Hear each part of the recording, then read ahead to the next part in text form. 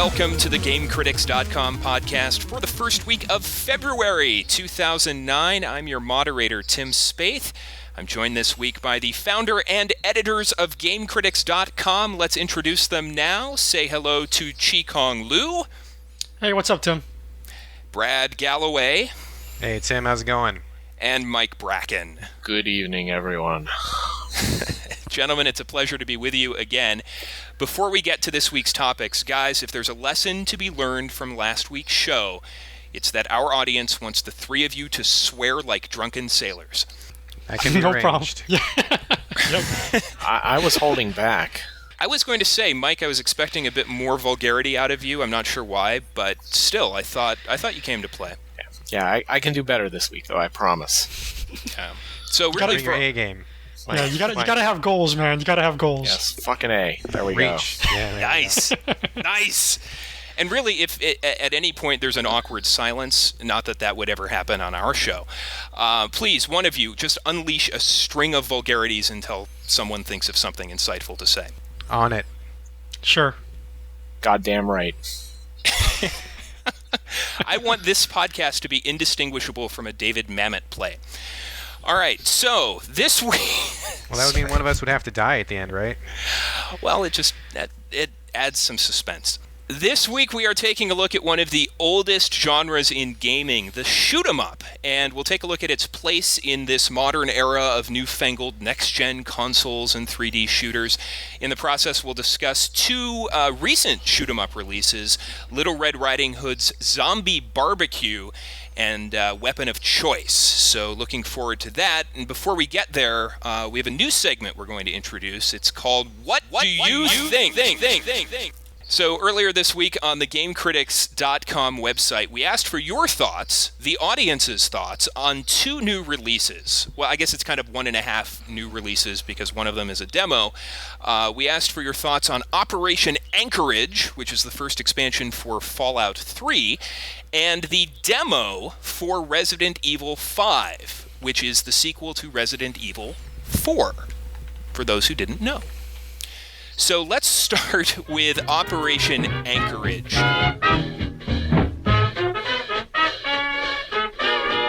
Well, I'm a mighty man. I'm young and I'm in my prime.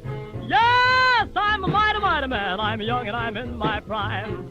Well, I don't pick my jobs. I'm ready for it. Response to this game, this expansion, has been pretty tepid.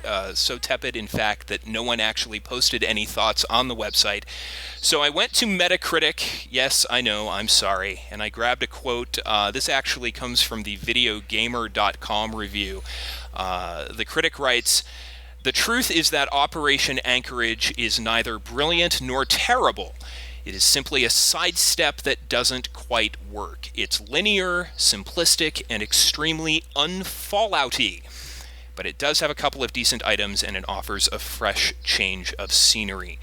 Brad, I think you're writing the review for Game Critics on this. What do you think? Yeah, I did actually just wrap up the review a couple days ago, so that'll be posted on the site soon. But I think overall, my general feeling is that more Fallout is always a good thing. I really loved Fallout quite a bit. And although it's true that Operation Anchorage is a pretty big departure from the Fallout formula, but it's not a big deal, you know? I mean, I don't know about the rest of the people who played it, but if they were anything like me, they probably spent quite a bit of time in the Wasteland. I mean, I think on my current save, I'm up to like 60 or 65 hours or something like that. And Operation Anchorage itself is about, like 3 hours long, 3-4 hours tops. So it's really true that... Oh, go ahead. Go ahead. How would you say it's a big departure? I was actually just about to get into that, Sure. Chi. I'm glad you asked. It's a big departure because it's really like kind of Call of Duty-ish. I think that quote that Tim read was really accurate in that it's really, really linear compared to what the standard Fallout game is like. There's not very much searching to do, there's not very many people to talk to, and there's not really a lot of like freedom of choice, which is one of the things that was so cool about the main game of Fallout. But when you look at the big picture, the Fallout itself, if you go through all the different side quests and you really, take the game for what it is, you're looking at easily 50 plus hours of content. So when you factor in Operation Anchorage is only like 3 hours long, 3 hours of focused shooter is really cool in the scheme of 50 hours of wasteland searching. So from that perspective, I liked it. I didn't mind taking a little break from scavenging for goods, and it was just kind of neat to go and do something that was really focused and different. It felt really different, and from that perspective, I liked it because it's also it kind of fits in with Fallout in that all the different side quests are all really pretty different, and this is just one more different one. So it's not as though I was really expecting this giant new world to explore. I mean, it's a 3-hour download. It's a new mission, and I was kind of down with it. I liked it. Tim, what did you think? I would agree with you if the combat system in Fallout was enjoyable just on its own, and unfortunately for me, 3 hours of going into vats, shooting someone in the head, watching them die, going into vats, shooting someone in the head, watching them die, got pretty old after about half an hour. There's nothing in this expansion that has any of the appeal of Fallout 3 to me. And you said the word choice, and that's it. Fallout 3 is about choices, the choices you make with the skills and the perks that you take, the choices that you make in your dialogue, the choices that you make in terms of where you go. There is no choice in this expansion whatsoever, and the few bits of choice that they give you are completely superficial. They try to introduce squad-based combat, and you can actually choose the composition of your squad. It amounts to absolutely nothing because there's no difficulty level here at all, and you don't need the squad at all to accomplish your goal. It seemed to me to be a waste of time apart from the 100 achievement points, which I appreciated, but I was really disappointed, actually. I was really disappointed.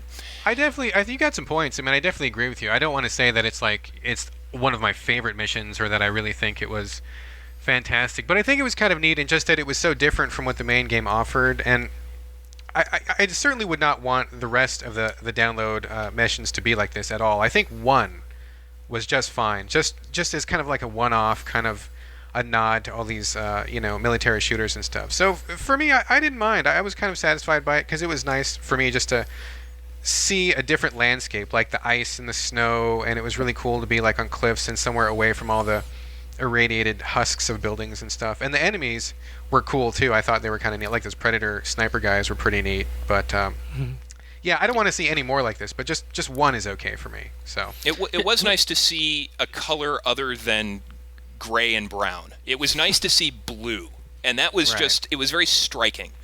Let me ask you this: when you installed it, did you figure out how to access the content, or did you struggle with that? Because it bothered me tremendously.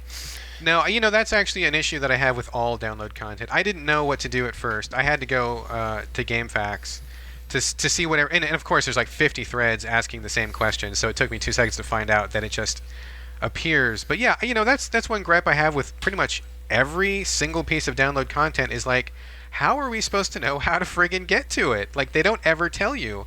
And if you're in the development house, of course you're going to know what to do because you're the one who made it. But for us who download it, it's like, Fallout is a huge game. Was I supposed to go somewhere? Was I supposed to go to one of the sub-menus? I mean, I didn't know. And if, of course I figured it out, just like you did. But I agree. I think that the way they do that was pretty crappy. I wish that every developer would just up front say, hey, if you want to do this new mission, you got to do X, Y, Z. Just tell us up front, because we're paying. Why not just put it right in the loading screen or something? Yeah. Well, they have exactly. in the menu there's a menu option called Downloads, and I'm thinking, okay, I'll go there. So I click on Downloads, and it says right there, Operation Anchorage.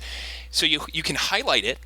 But then you try to click on it and nothing happens. And I'm thinking, oh, well, it didn't install properly. Something is horribly wrong here. But just like the Mass Effect DLC, you've got to load an old save from before I beat the game. So this is not my true character. This is my character as he existed in the past, and continue the content from there. And it's frustrating. It's frustrating. Okay. Well, I hear you, dude. It's frustrating. It's sloppy. And it's almost kind of disrespectful in a way, because it's like, we liked your game enough to buy it the first place. We continue to support you by, giving you another 10, 15, 20 bucks, whatever it is. I mean, the least you can do is tell us how to use what it is that we're buying. I mean, we shouldn't have to go. I mean, God bless GameFAQs for being there. I love them. But if they weren't there, like what would we do? Like, how would we get over these little problems? And in all truth, most people would have figured out Fallouts in just 5 minutes or so. But there's a lot of games where it's not readily apparent. So that kind of irks me too. I'm with you on that, Tim. Hey, let me ask you guys one question. As far as when you say there was a lot of action in there, the thing that reminds me of the whole the Merc rescue mission in the hotel. You guys know that which one I'm talking about there? Yeah, Sure. uh-huh. And that one was quite a grind for me, and that felt like I was in the VAT system a little too often there as well. How does that sort of compare as far as like pound per pound action compared to the downloadable content? Tim, what did you think? I would say that at least in the hotel, you had some options as to what enemies to tackle, what directions to go in. Do I go upstairs? Do I go downstairs? There were some different back rooms that you could take to bypass certain enemies. Here in Operation Anchorage, you have no choice. You go straight down a corridor, you shoot the enemies in the order that they're presented to you. Frankly, I preferred the hotel much, much more. Interesting. Yeah, Okay. I think yeah. the hotel was actually more action packed. Wow. Yeah, everything that Tim said was true. That I kind of didn't like the straightforward corridor action. I mean, I like just kind of shooting things. That was okay for me. But yeah, the levels could have been a little better. So I will say also one other thing. I don't really want to spoil this for anybody, but at the end of the game, there's like 2 segments that are supposed to be kind of like the climax of the whole campaign. And I got to say that both of them like totally fell flat for me. Like the one at the very end, when you kind of wrap up what it is that you're there to do, was kind of absurd. And there's one battle that I thought was going to be really, really exciting and cool. And when I first got the hint of it, I was all stoked. And then when I did what it was I was supposed to do, I was like, man, is that it? Like that could have been like 10 times more massive than it was. And that would have been like a high point that you could have maybe bragged about a little bit, but it kind of fell flat. So even though I did like it, I will say that I did like it. I also will say that I don't want them to do it again. But yeah, it wasn't the best that I could imagine. I am looking forward to the other 2 expansions though, and it sounds like the next 2 will be probably a lot closer to what Fallout fans are looking for, myself included. I hope so. One last word I have to mention, because longtime fans of the show are waiting for me to mention it. Because the DLC takes place in a simulator, when you kill the enemies, they disappear. And what does that mean? It means you can't eat them with your cannibalism perk. That's an atrocity, folks. That's an atrocity. All right. Well, that's Operation Anchorage. The other game we asked for your feedback on was the Resident Evil 5 demo.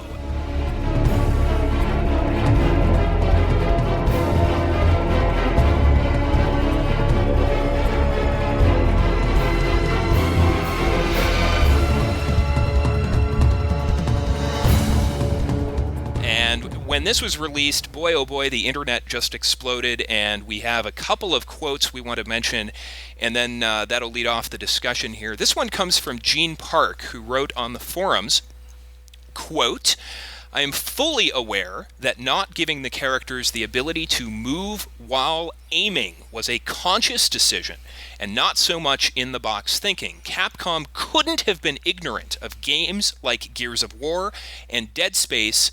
Capcom just seemed to choose to ignore them. I'm not sure whether it would make the game easier by moving and shooting, but it sure as hell would have been a lot more intuitive. Gentlemen, we've all played this. Agree or disagree? Moving while shooting. Resident Evil 5.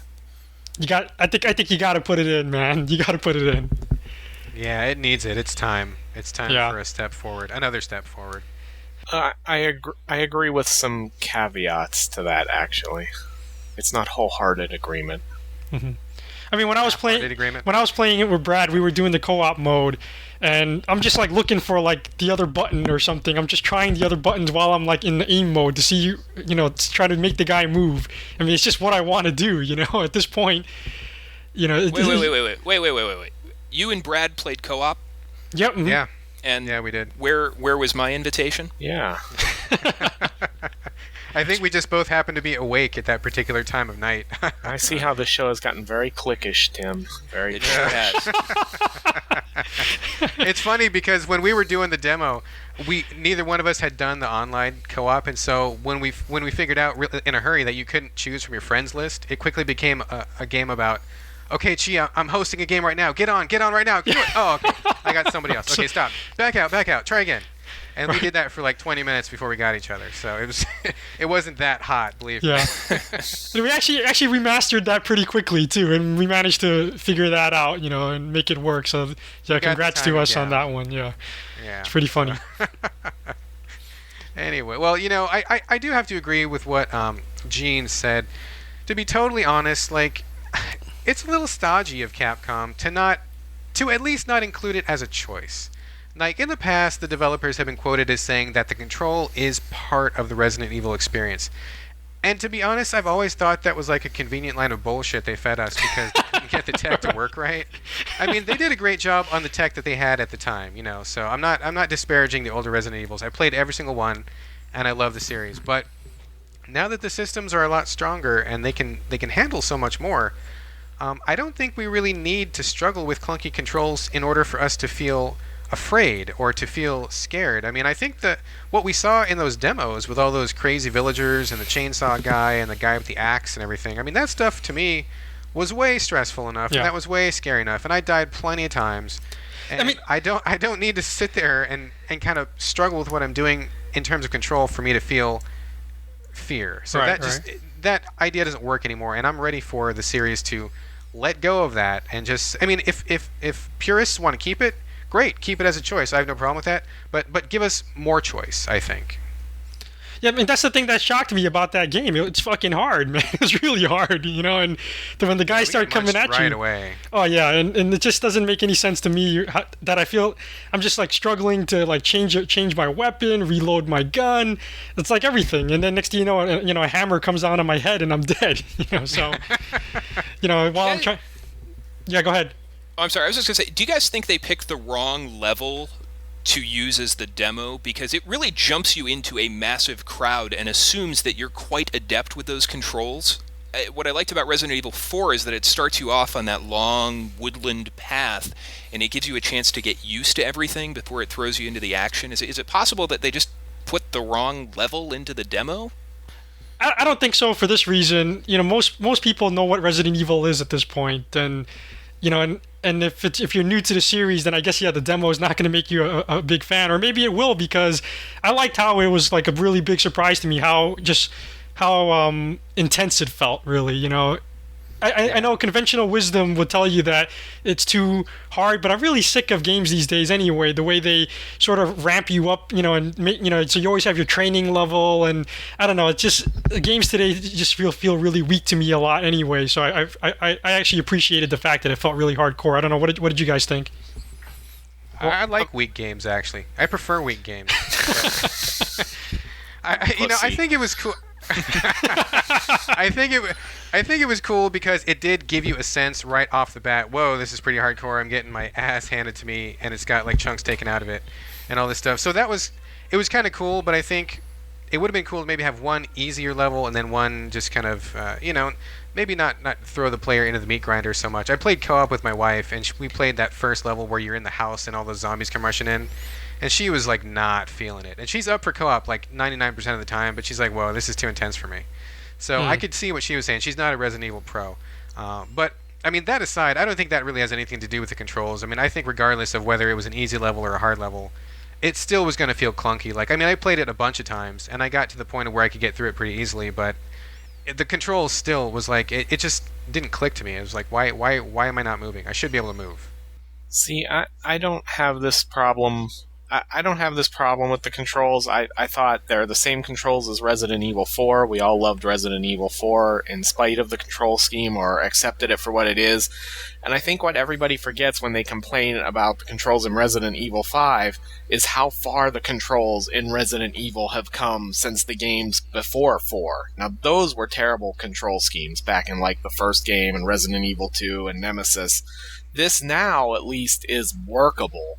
And I understand the complaint that, I want to be able to play it like Gears of War, where I can run and shoot and do all this at the same time, but it's a zombie game, not like a shooter like Gears of War. So I think if you try to put those kind of controls into it, you're changing the fundamental nature of what Resident Evil is, which is a more methodical, intense shooter, and trying to turn it into a run and gun game. And I don't understand why anyone would want to do that, because there's a bazillion run and gun games on the fucking shelves at GameStop there aren't a lot of games with the same level of intensity that Resident Evil 4 and 5 had. So, and as far as Dead Space goes, I love that control scheme from the time I've spent with it. It's a very valid point, except for the fact that Capcom was making Resident Evil 5 years before Dead Space came out. So you can't emulate something that came out 6 months ago in a game that's been in production for multiple years. So it's just one of those things where I understand the argument. I would certainly be for, like Brad says, putting it as an option to play it a different way. But the game's hard and it's intense, and I think part of the challenge stems from the fact that you can't move as fast as you can in something like Gears of War. But that's what makes it Resident Evil. So I'd be really wary of them tinkering with that too much. Come on, Mike, man. You're a Capcom enabler. Yeah. You got to hold their feet to the fire on this. Somebody's got to stick up for them here. Well, it's not like I want to tear down Capcom, but I think that lately they've actually fallen behind the curve a little bit. I mean, I think that in some of their games, they're kind of not quite up to speed with where everybody else is. Like, especially, I really felt that way about Dead Rising. I love Dead Rising, but I hate it because it was so clunky and it was so hard, and that's another zombie game where the controls kind of get in the way of everything. I mean, it had a slew of other problems. It was cool, but I you know agree what I mean? wholeheartedly on Dead Rising, which is a game, being the horror guy, the zombie guy, I should have adored that game. I waited and waited for that thing, and I have never beaten it because it's so clunky and so not fun to play. But Resident Evil 5, I mean, I think you guys would agree, even though the controls are not what you want them to be, that demo is still fun, and it's still intense, it's still a good experience. Sure. So yeah, it's still fun. It's still a great game. I mean, she and I had a good time, and you know, I don't buy a lot of games brand new, but I'm seriously considering getting that one brand new, just because I'm sure that I'll have a great time with it. But at the same time, I just can't wrap my head around the fact that Capcom hasn't upped it. I would be really curious to see what it would be like if it would really change the nature of gameplay that much. I kind of suspect like it wouldn't. But then again, you know, I don't think it would change. I don't think it would change it at all. I mean, it would change slightly, but the reality for me is that the lack of ammo and just the hordes of people that were coming at you, that to me was the experience. I mean, not trying to fight my controls. Come on, are we trying to really say fighting the controls is a part of a good part of a gaming experience? No, come on, man. Let's be real, guys. I think you guys are exaggerating how much you're fighting the controls. Oh no, seriously, I was not exaggerating. I mean, seriously, I was looking for the trying to reload. Resident Evil 4. I didn't play it as much as I should have, but because if you spend it's getting nasty. Well, no, I'm just saying because if you went through Resident Evil 4, and I went through that game multiple times, and that's a great, it's a fine control scheme, and so Resident Evil 5 is just like playing Resident Evil 4 again in a different setting. So I don't know. If you've played 4, I don't think you're going to have these issues with 5. I think a lot of the bitching we've heard has come from people who didn't really spend any time with 4. So at that, there's definitely a learning curve to the controls. Well, I don't know, dude. I mean, I spent a ton of time with 4 also, but I think 4 was like such a huge leap for the series at the time that there was nothing to complain about. And I loved 4. I thought it was great, but I think that in the time that's passed, I mean, I think that we need it to come a little bit further. Yeah. Like I think just the status quo isn't. It's going to be good, and I like it, but I still expect it a little bit more. I think. I mean, let's look at what the westernization of Metal Gear Solid did for the 4th game. There is a clear Western control influence that completely revamped Metal Gear Solid 4 and made it actually playable to the point where you go back and play the other 3, and it's like I make that noise when I play it. Yeah, that's the Metal Gear games. That's a control scheme I've never gotten. So, but I think just the jump from even the first Resident Evil games to 4, that's such a big jump that sticking with that certainly works. And you could certainly change Resident Evil 5 and make it a run and gun game. You'd have to make the zombies faster. All right, Mike, let me stop you right there. I mean, I'm not advocating that it become like a stop and pop, duck behind the walls type of shooter. That's not what I'm saying. I'm just saying there's things I naturally want to do, and the game doesn't let me do it. And that's all I'm saying. I mean, I'm not trying to like bust out 2 guns John Woo style and go crazy on the guy or start leaping through the air, like Hong Kong movies or anything like that. I'm not saying that at all. Just let me move while I'm shooting. You could still slow it down a little bit. The bottom line is, a lot of game series, they need to evolve. They need to change. I mean, come on. We're in the Obama era here. Change is good. And I think Capcom needs to, they need to rethink why some of these games are a success and evolve a little bit. I don't think that's a bad thing. I don't think it's gonna kill. I don't think it's gonna kill the series. That's the bottom line for me. Well said, sir. And I think that puts a cap on the discussion. Barack Obama wants the controls to change. So should you. All right. That'll do it for our What Do You Think segment, and we'll have new questions on the website for next week's show, so look for that. Let's move on now to our main topic. Our topic this week is shoot 'em ups.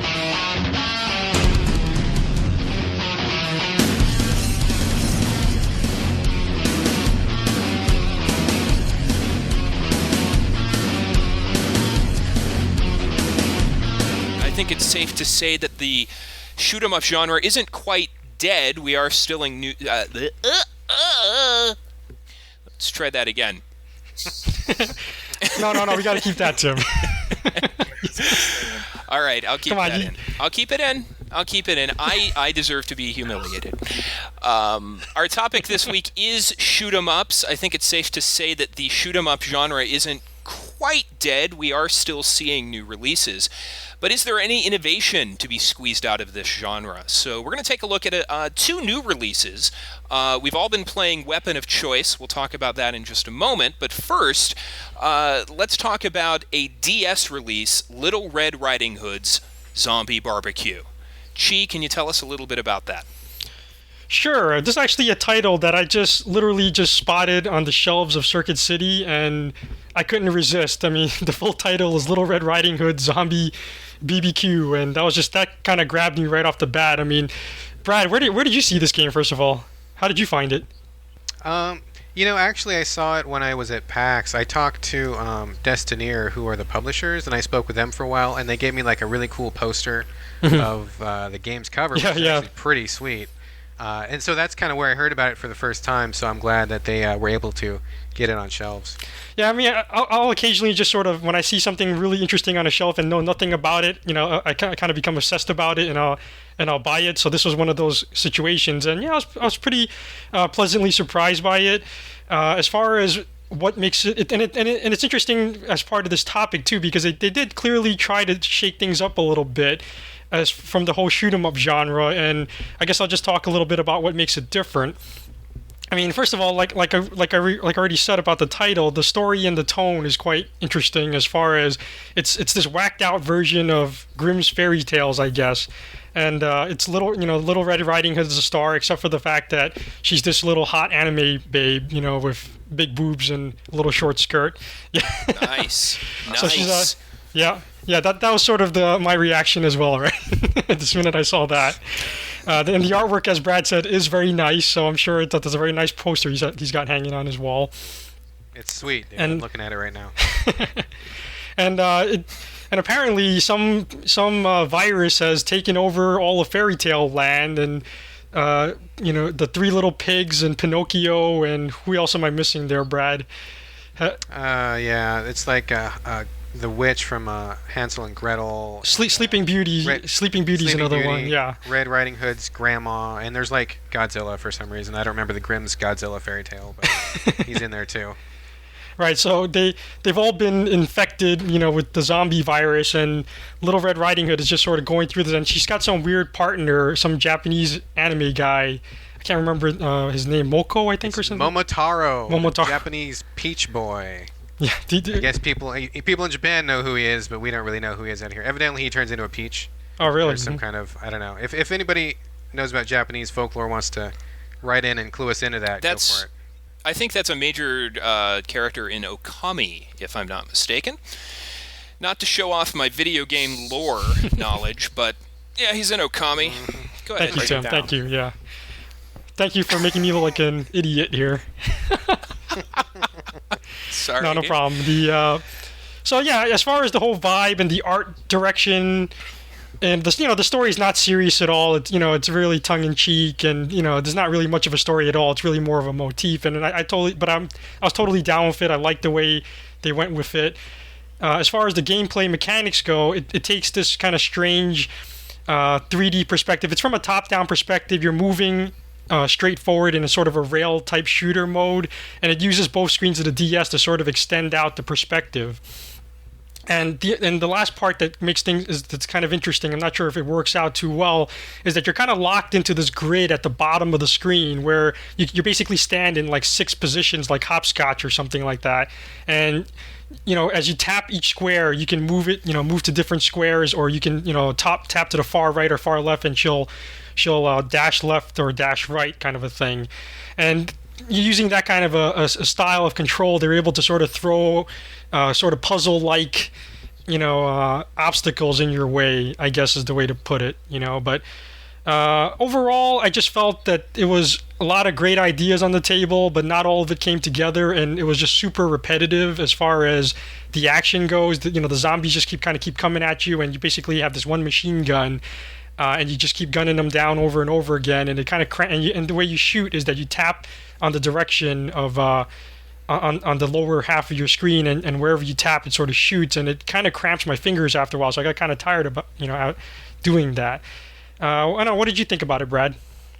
I liked it a lot. It was bizarre, and I'm pretty sure that some of the development team, if not all of it, is from, I want to say it's like from Mexico or South America or something like that. So there's a very different kind of mentality that's on display, kind of like I almost want to say like a guerrilla filmmaker kind of vibe going in it. Like these guys, they know that they're kind of being rebellious, and they kind of revel in it. So I liked it. Like their energy was really apparent, and their take on the fairy tales was like endlessly entertaining to me. I mean, like every boss was like a really familiar figure from folklore, and so to see how they twisted things around was really cool. I do agree with you though that it didn't quite all come together. It's like they were really, really close to being great, and then they just kind of whiffed on a few things. For example, some of the buttons are not used on the DS, and they're kind of making the stylus do a little too much. Like, you have these super bombs that are actually really potent, but as you're just shooting, you'll kind of randomly fire them off because you accidentally tap twice when you were meant to tap once. I did that like all the time. I basically could never use those bombs I could never control them effectively. I agree 100% there, yeah. Yeah, I mean, that needed to be a button. I would have liked to see duck be a button, even though it kind of worked out okay, but if there's buttons that are going unused, you should at least give players the option to use those. And the other thing was that there's no real reason to kill the zombies. It's like they don't drop any items or ammo, and there's no score in the game, and there's no penalty for dodging them. So you can kill them, but you don't really need to. It doesn't really benefit you if you do, and it doesn't harm you if you don't. So they needed a little bit of tweaking there to kind of make it worth the player's while. But I really liked it a lot, though. I mean, it was just crazy, and it was bizarre, and I really liked the energy. I will say that they needed to work on Red Riding Hood's in-game sprite, because she wasn't really cute at all. She looked kind of blocky, kind of like a dumpy Lego person. And to go from like super hot anime babe on the cover to like this dumpy stick-like Lego person in the game was kind of a downer, man. It was just like, dude, come on, I got to look at your butt for like 12 hours. That you should at least make it cute to look at. I wasn't feeling that too much, but other than that, there was a couple difficulty spikes that really kind of threw me for a loop. I got past them when I finished the game on normal, but there was a couple areas where I was about to throw the DS across the room.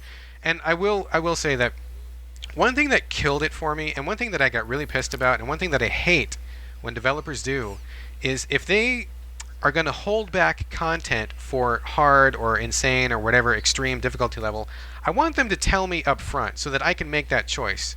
Because when you play through this game on normal, there's like 1 or 2 extra bosses and an ending that you don't get if you play it on normal. And the game to me was already pretty hard. So if I had known that I was going to be missing out on stuff, I would have just started on hard in the first place and made my way through it. Wait. There's extra content in the harder mode, you're saying? Yeah, okay. There's at least 1 or 2 bosses and the real ending. Okay. So it's like, I busted my ass getting through normal, and then to get one of those, oh, congratulations, fucker, go play it on hard. I'm like, dude, that was kind of spitting in my eye, and I didn't really appreciate that. So to developers out there who are listening, if you're going to do that, tell us up front so we can make the choice. Because, honestly, I didn't like the game enough to play it through a second time. I did like it. I just didn't like it that much. So. Yeah. And let me reemphasize what you said about the boss battles. I did think the boss battles were really well done. They had a nice pace to each of them, and pretty well thought out. Oh and yeah, pretty they creative. were awesome. Yeah. They were like really like pattern based, and they were really like challenging. And it was like the bosses are far and away like the best part. I mean, they were just the bosses themselves are worth it. Yeah. So I liked it from that perspective. So I don't know. It's one of those things where it's like it's probably going to be a cult game anyway, just because it's so weird. But if with just a little tweaking, it could have been like really really superb. So it's Where I thought it could have done better was the weapons, really, and that to me is really, and this is going to be like sort of my theme of the show, is for me a good shoot 'em up really has to have like a good set of weapons and really like feel powerful at times. And I don't mind the repetition. I mean, shoot 'em ups in nature are repetitive, but I think what helps mix them up is sort of this degree of either you're powering up so you feel like you're really powerful and you're really nervous about losing those power ups, or it's giving you a sense of, what weapon can I choose here to be able to effectively tackle the obstacle a little bit better. And the problem with this game is that the weapons, first of all, they're all clunky to sort of use. It's really hard to like implement them, and they're all very limited. So there's only going to be like 9 shots for your shotgun, and there's going to be like 3 seconds to your flamethrower. So it's really at no point are you sort of over reliant on them, and you're more or less just relying on your main weapon. So that was just kind of a letdown for me. yeah. It needs some polish, but to everybody listening out there, I would still recommend it. I mean, I think it's like $20, like brand new. So it's not even like you're paying full price for it anyway. And it's so crazy and it's so off the wall. It's really hard not to like it because it's got a lot of really likable qualities. So I still ended up liking it. It needed polish, but on the whole, I'm really glad I played it, and I wish I would have played on hard the first time through. So that's my take on it. Well, I will say, I live in Chicago. I went to 4 separate stores, could not find a copy anywhere. I have 2 more stores I could check, but honestly, guys, I think you talked me out of it. No. Yeah. But let's see if our second game fares any better.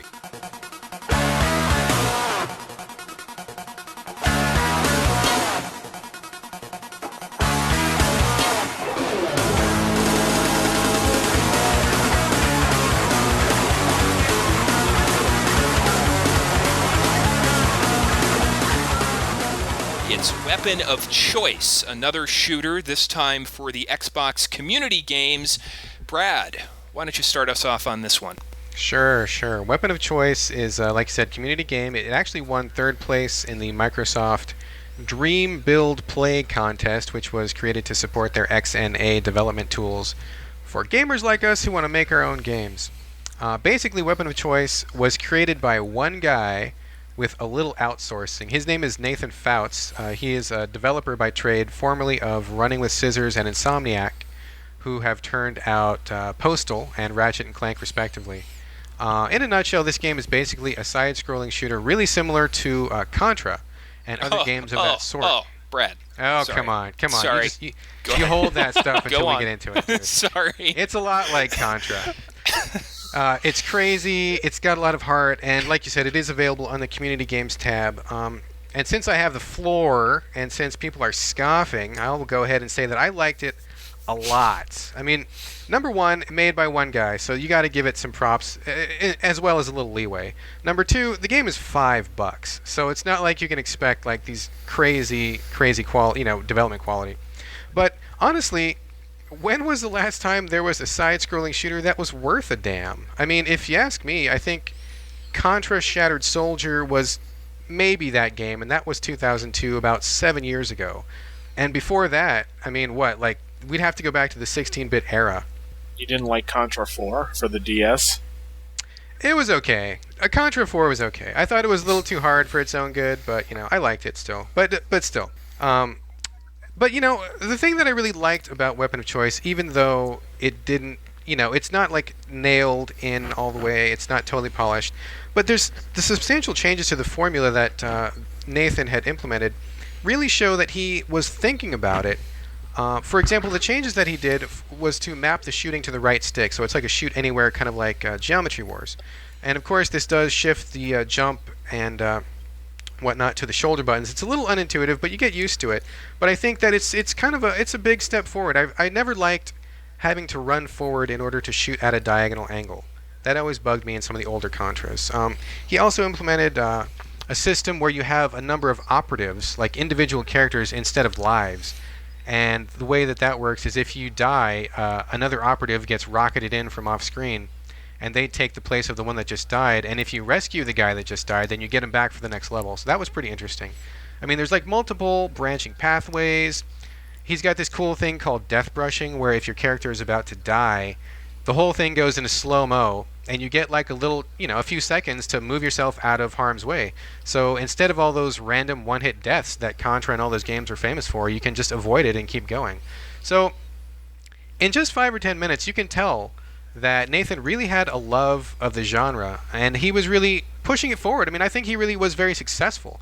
I mean, give this guy 20 more developers and $1 million, and I think we'd have like, shooter of the decade by far. But I mean, in my perspective, I think this guy, what he's accomplished, even though it isn't perfect, is probably the best thing we've seen to move the genre forward since probably Contra Hardcore back in '94.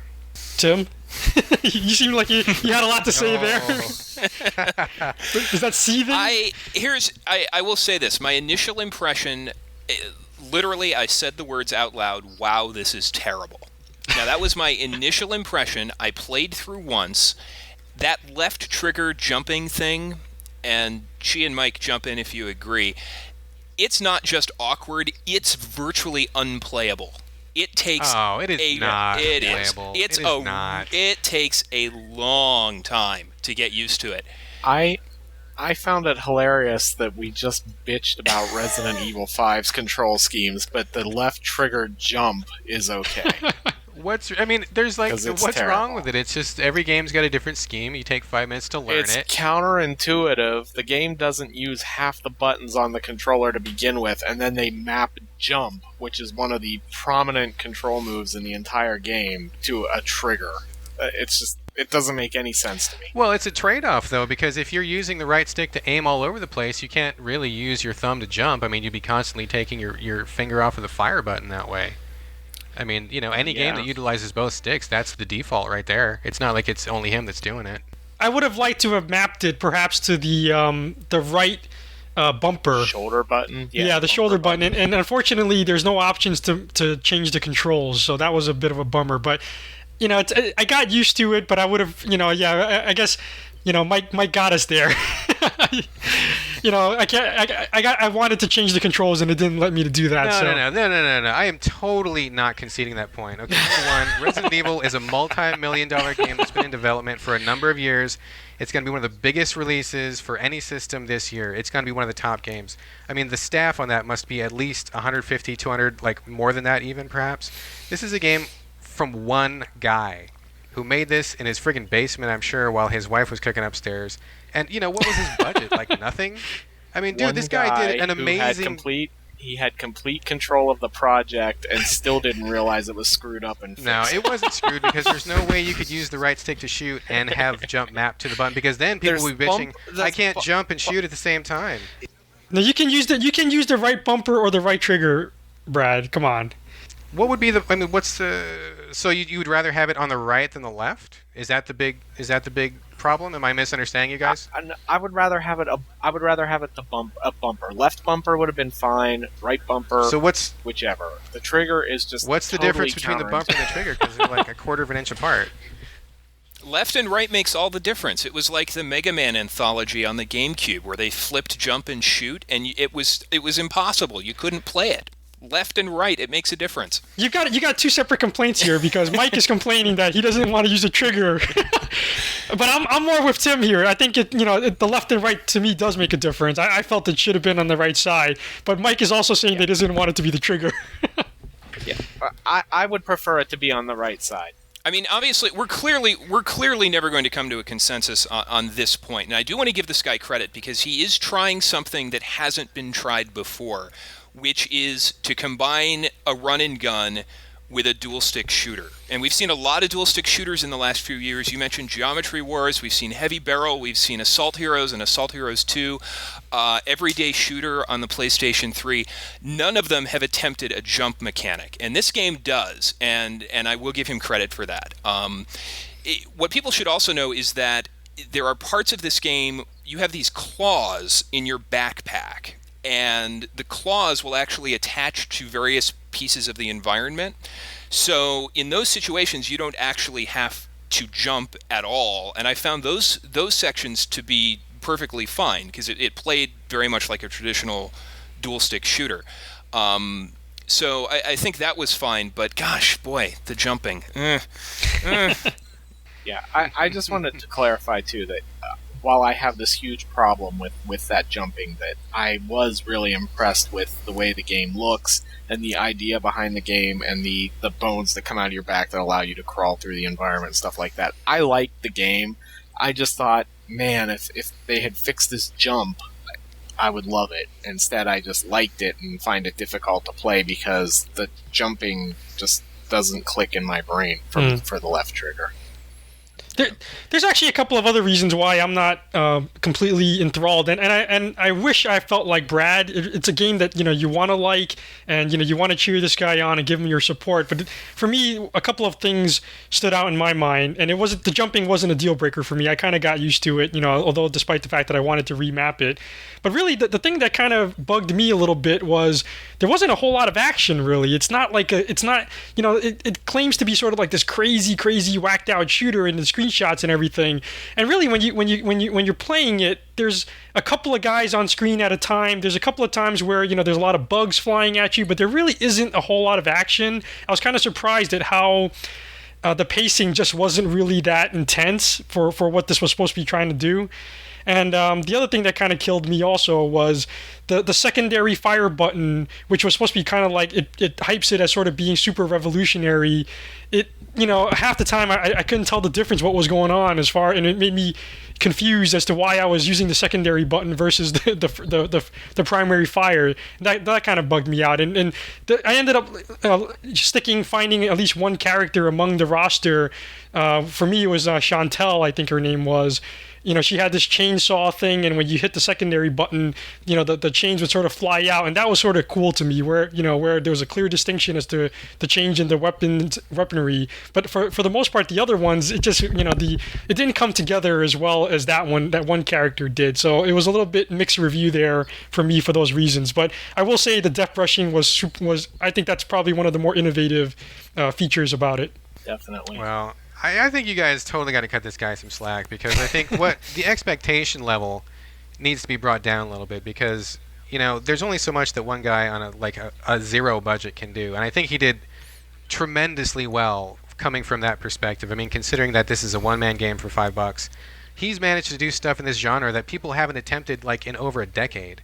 I mean, I can't remember the last time that somebody tried to do a run-and-gun shooter and actually do something different with it. And this guy does a ton of things different with it. And granted, it's not the most polished experience, and it's it's got its problems. Sure, I'll give you the fact that he should have given the option to remap the buttons and stuff like that. But I mean, considering how much forward he's trying to move, I think it's totally admirable.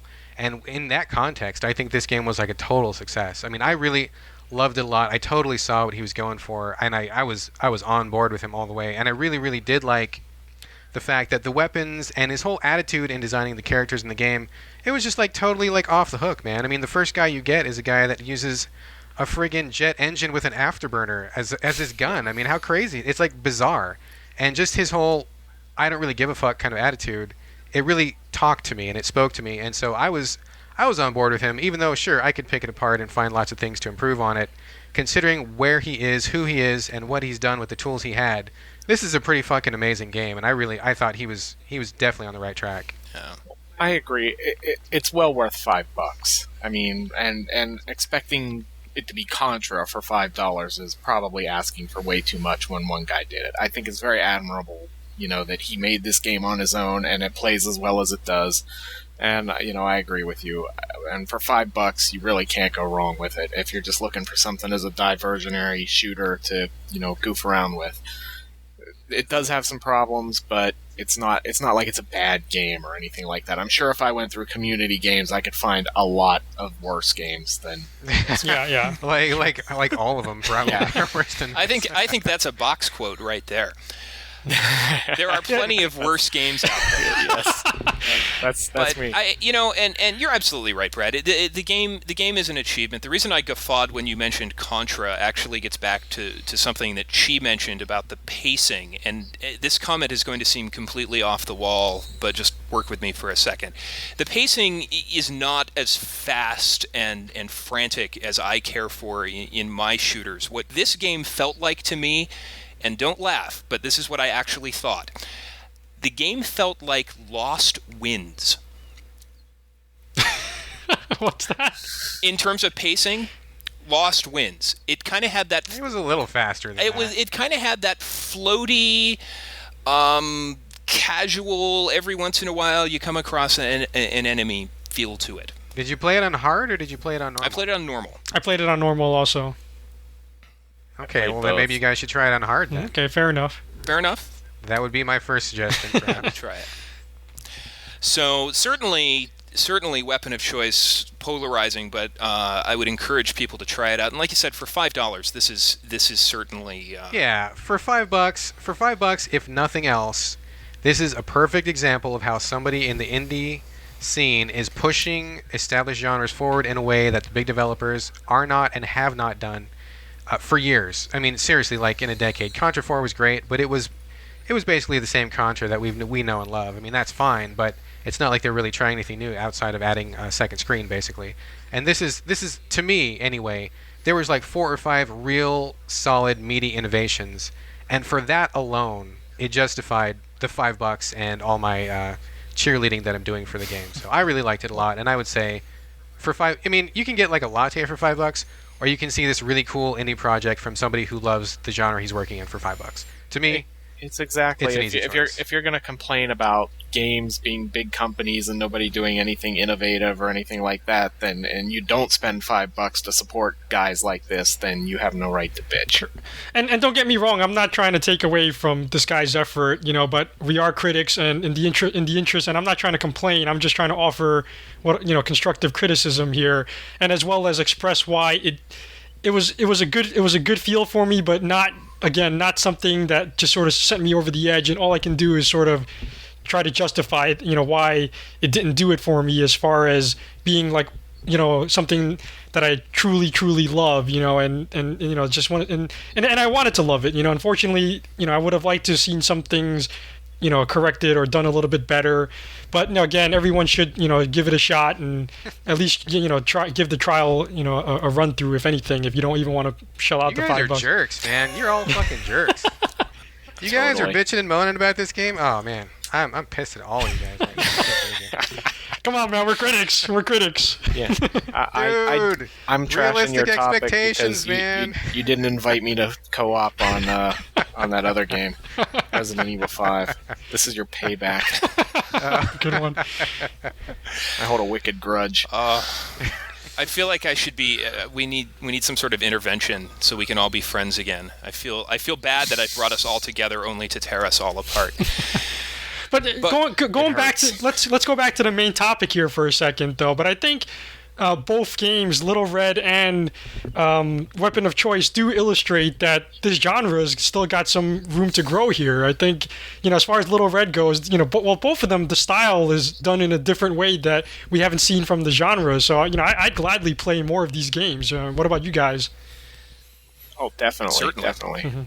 I mean, this is really one of gaming's oldest genres, and I think for a lot of developers, they're very set in their ways because these games have always been kind of the same. They all had their origins in the arcade. You have a ship, you have a guy, you play until you die, you pop in another quarter, and so I think innovation in this genre is difficult, but certainly there's room for it. All right.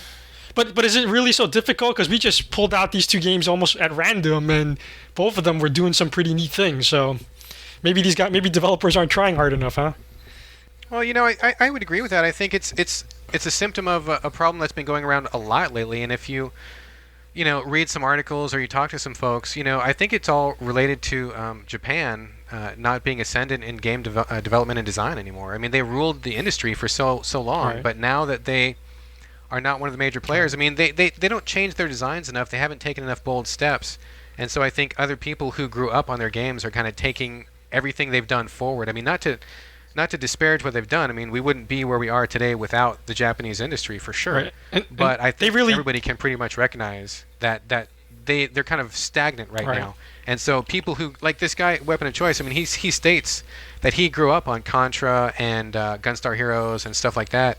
So they laid the foundation for what he's doing, but because, this genre was pretty much seen as dead. I mean, I think if you asked anybody 6 months ago, hey, what's the last good run-and-gun shooter, they wouldn't even be able to name one. So I think that the torch just needs to be passed on by somebody else. And I think, like Chi said, I think we need to start paying attention to other people who are innovating. I mean, it's not going to be the big developers, the big houses. It's probably not going to be a Konami or a Capcom. Maybe it's going to be Nathan Fouts in his basement. It's going to be the Mexican guys or whoever who did, Little Red or something like that, Yeah, it's very promising to me that these indie developers and the level of polish that they're bringing to these games is hopefully it'll garner more attention because they don't look like crappy games. These look like pretty good games in my book at least. So yeah, hopefully we'll see more of it.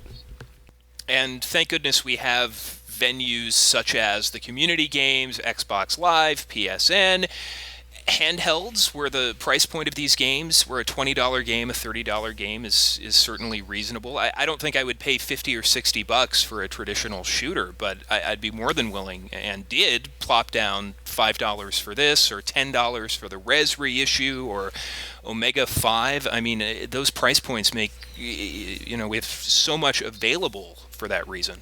Absolutely. I'm thrilled. I mean, I still have a hang-up about not getting a physical copy of the games that I buy, and I don't think I'll ever be over that. And I'm sorry that I missed that discussion because I had a lot to say on the topic. But yeah, I mean, in every other respect, I think it's a godsend that we have these venues because there's no way that any of these games would be getting into our hands if they weren't able to come, at a smaller price point. And I'm really thankful for that. I mean, I really live to play games like this, and if all we had were the big budget EA releases, I'm not even sure I'd even be a gamer anymore. I'd probably be bored of that stuff and move on to something else. So I'm really, really glad that people do have the venue to express their creativity and get it to more people than just, some random small website online. So I love the downloads, and I love the opportunity that they provide. Well, guys, any last thoughts before we wrap up the show this week?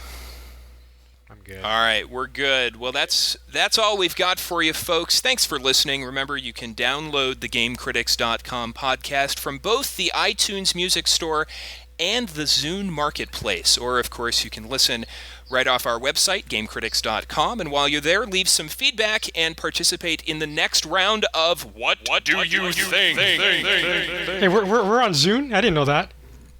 Yes, we had, I think, 20-ish downloads from the Zune Marketplace last week. Yeah. Nice. Yeah. Big stars. Don't be surprised if people start stopping you at malls. It's happening to me. Is it security guards? Yeah, what do they say? Yeah. Hey, you that Tim Spade? Well, that's pretty incredible because that means that every single person who bought a Zune downloaded our podcast. Yeah. We've got a 100% penetration rate.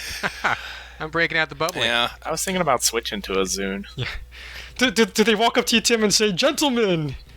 They say, "Gentlemen, thanks for joining me here in the mall." That's what they say. They walk up to you and go, "Answer the question." They want to hear me do all the classic lines, such as, "Gentlemen, thanks for joining me this week." My pleasure. Thank you. You're very welcome. All right. Good Lord. All right. Thanks, everyone, for tired. listening. We'll see you next time. Bye-bye.